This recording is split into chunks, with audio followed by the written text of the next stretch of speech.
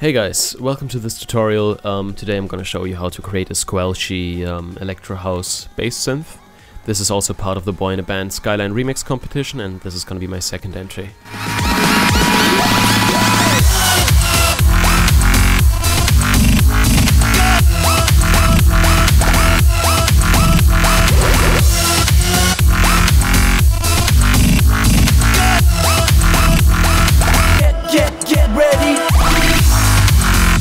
The synth we'll be creating today sounds like this.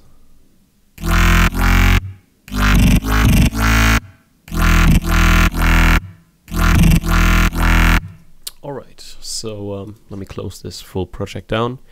This is a little template I've created just for this tutorial. All these tracks, they're basically the drums and the other elements I used in the track. So this sounds like this. And we're gonna create the bass that's gonna be filling out the spaces right now. These blocks over here, those are basically just the notes and some pitch bend automation for the bass. Okay, so we'll start off by creating an instrument, a Thor in fact, and as always initialize the patch.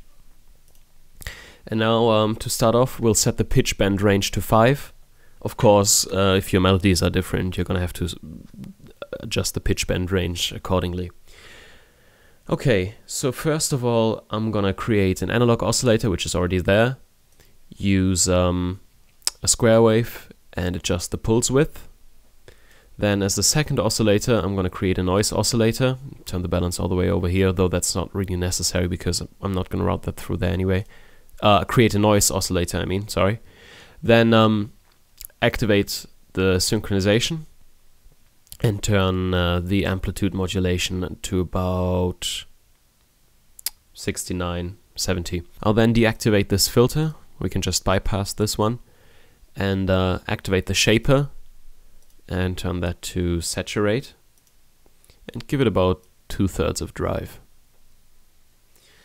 I'll then activate the third oscillator, turn that one to analog, get another square wave, adjust the pulse width, and that is our oscillator section so far. I'll route this oscillator through filter 2 and turn on the throughput. Now I'll turn on the chorus for a bit of nice stereo feeling, and then I'll adjust the envelopes. The envelopes are going to be a bit detailed, so pay attention. I'm going to turn the attack to about 160 milliseconds on the filter envelope. Then turn the decay and the sustain all the way up. And the release is not really going to matter because we're going to have a very short release on the envelope anyway. Turn the attack to about 29 milliseconds just for some nice smooth attack. Decay and sustain all the way up, release all the way down. And that's the envelope section. Now we'll head into the modulation matrix and get the filter envelope, which we created here, and route that to CV output number 1 because we're going to use that later on. Give it a full 100% amount. Okay, so I'm gonna add an automation lane to the pitch bend wheel by holding Alt on a Mac and just clicking this wheel, which is gonna create an automation lane, and then grab the notes, drag them in, set up a loop, and so we can take a listen to how this sounds now.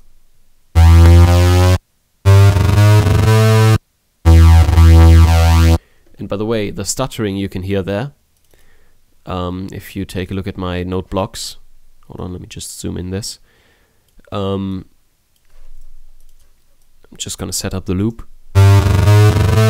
These are just very short staccato notes, and combined with this envelope, this creates a nice stuttering effect. So yeah, I'll just reset this loop. Okay, the next thing we're going to do is add some squelch to this sound. So I'm going to add a BV512 vocoder, and setting up these bands on these things, that can be very, very time consuming, and also it's about sound shaping, which is really up to everybody's taste. So I came prepared. I have a vocoder right here, which I set up to the settings I like. Make sure you put it to equalizer mode and then draw in some bands to shape the sound as you like it. I also use the shift knob, which gives you a really nice effect. So I'm gonna cut this device move it over to the Thor and paste it. And I'm gonna connect the audio outputs of Thor into the carrier inputs, and I'm gonna extend the mixer channel and connect this signal chain back to the mixer. Alright, let's take a listen. You can really hear the very drastic influence on this signal.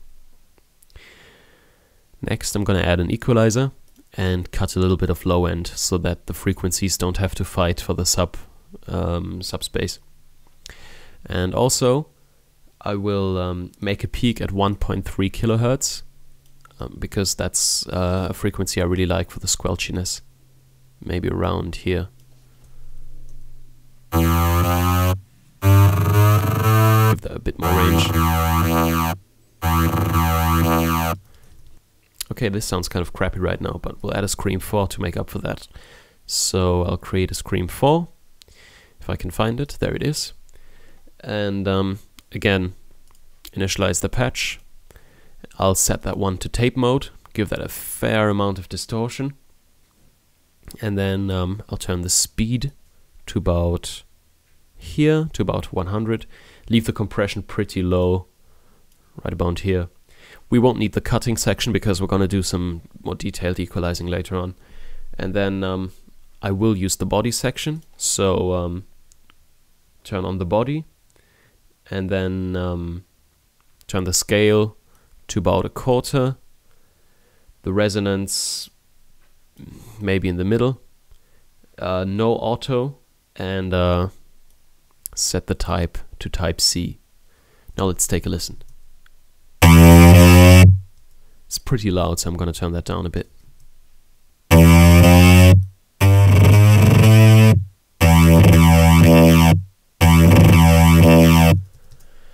Now what we're going to do is some routing.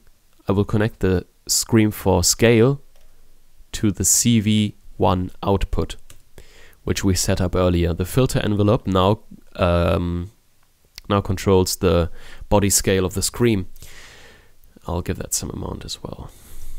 And now it's nice and squelchy. I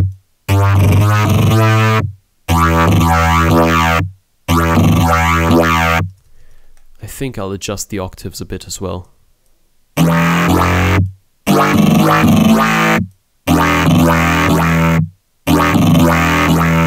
Very nice, but it does have a lot of mid-range, so we're going to take care of that now. I'll create another equalizer and then just grab a really, really wide mid-range and just drop that for some fatness.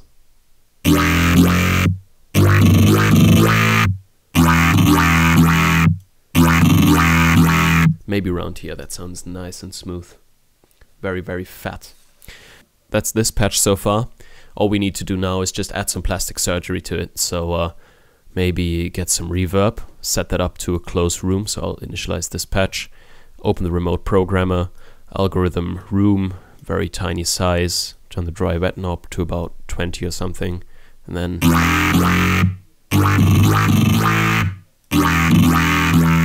just beefens it up a little bit. In fact, I think I will cut a bit more of the lows as well.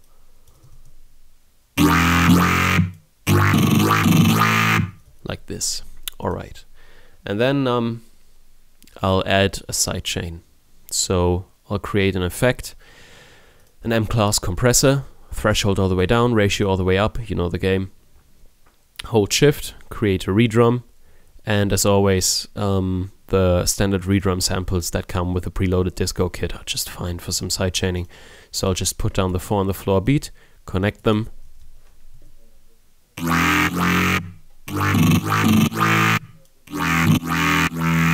Maybe give that some input gain as well. Alright, so we have this done. Next off, I'll add a sub, as always, for some nice bass fatness. So I'll create another Thor. I'm a Thor whore, you could say. Initialize the patch, and this is going to be really simple. Just grab a sine wave, adjust the attack and release a bit so that it's really smooth, and then I'll just copy these notes over. Make sure that when you automate the pitch bend wheel, that you always have the same range set up for the sub and the main bass, because otherwise it's going to be really messy and dissonant. Okay, so there's the sub. It's really, really loud. So adjust the sub levels. The low pass ladder filter on this one is actually just fine. You can just leave it at standard. Then another analog oscillator, and I'm going to drop that by an octave just so that it gets more fat. Of course, activate the throughput.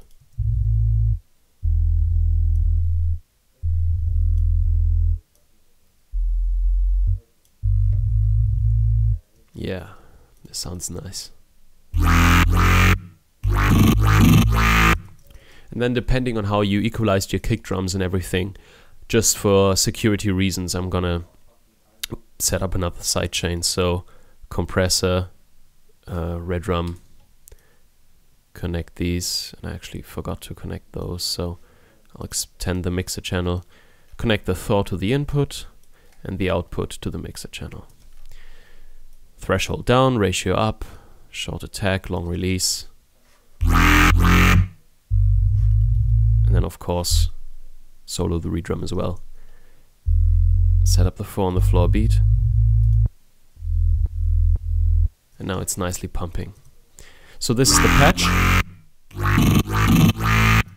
I'll just grab these notes, drag them into the song, and let's see how it sounds. Yeah, my loop, I know.